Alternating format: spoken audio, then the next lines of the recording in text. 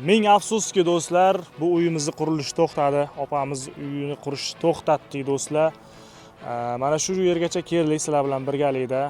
Hammaga kattakon rahmat deymiz. Ustini loy shuog'ini qildik. Lekin do'stlar, mana shu yerda ishimiz to'xtaydi agarda moddiy tomonlama bizga yordam bo'lib turmasa. Chunki hozirda pulimiz umuman qolmagan. Hozir ustalardan 1.880.000 so'm qarzimiz.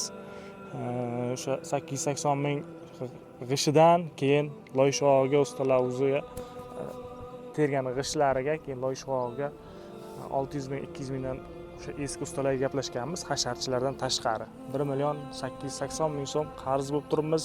Hozir ustiga shifr olishimiz kerak. Shifr eng ko'p pul talab qiladigan narsalardan biri, buni bilasizlar. Endi bu yerga nechta shifr ketadi? 50 tami, 60 tami shifr ketadi. Stropilla rekalarni olish kerak. 10 million so'm atrofida pul ketib qoladi bu yerda o'ziga do'stlar. Hozir moddiy tomonlama umuman sharoitimiz qolmagan. Shu joygacha yetib keldik.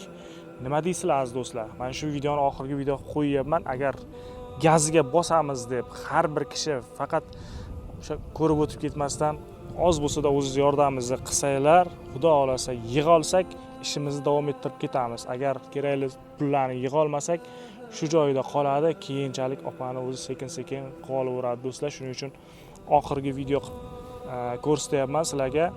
Kartalarni qo'yaman. Qo'ldan kelgancha do'stlar, qo'ldan kelgancha yordam qilinglar. Xudo xolasa do'stlar, 5.000, 10.000 so'mdan bo'lsa ham yordam qilib tursanglar, hammamiz birlashsak do'stlar, ishni davom ettirib ketsak bo'ladi. Chunki mana shuni o'ziga ancha pul ketib qoldi-da do'stlar.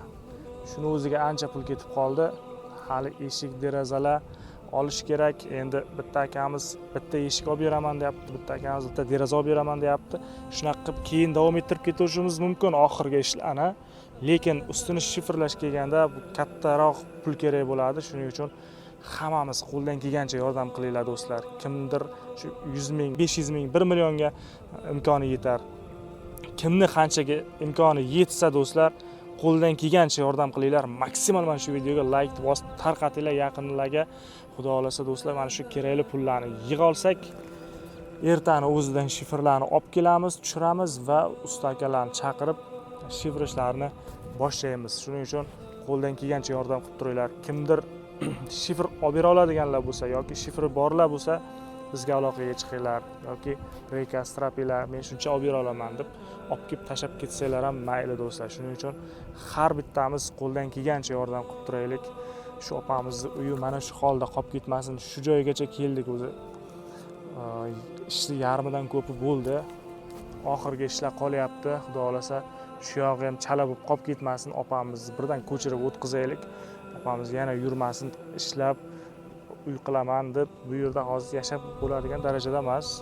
Ustilarni yopsak, shifrlasak, eshik derazalar qo'yib, remontlar qilinsa, yashasa bo'ladi bemalol. Lekin bu sharoitda hozir yashab bo'lmaydi. Shuning uchun do'stlar, qo'llab-quvvatlab turinglar. Mana shu opamizni, mana shu Alinurni qo'llab-quvvatlab tursanglar, bu ham katta bola bo'lsa, xudo xolasa xalqimizga foydasi tegadigan bir insonlardan bo'ladi degan umiddamiz.